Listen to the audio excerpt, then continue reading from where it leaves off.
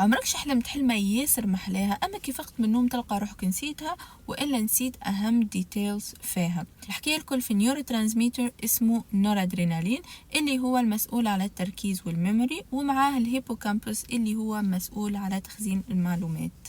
كي تبدا تحلم تتسمى في حالة خمول وين النورادرينالين بريسك ماهوش موجود، دونك مفماش معلومات تتعدى للهيبوكامبس باش تتسجل، دونك حلمتك ما تتسجلش على خاطر نظام التخزين ماهوش قاعد يخدم الا في حالات معينة. الحالة الأولى كي تفيق برشا وانتي راقد حتى لمدة ثواني من غير انتي ما تحس ريالمون، من غير انتي ما تكون واعي، ما تفيق برشا مرات في فاس اسمها rapid eye movement وين تلقاك انتي لحظتها تحلم. كي تفيق برشا نورادرينالين باش يرجع لبدنك وباش تتسجل حلمتك، كي تفيق باش تلقى روحك متفكرها. والحالة الثانية كي تحلم حلمة فيها برشا ايموشن، لهنا الاميجدالا اللي هي السنتر متاع المشاعر باش تبعث لمخك اليرت تقول له اللي الحلمة هذه لازمها تتسجل، فكي تفيق صباح تلقى روحك متفكر الحلمة متاعك.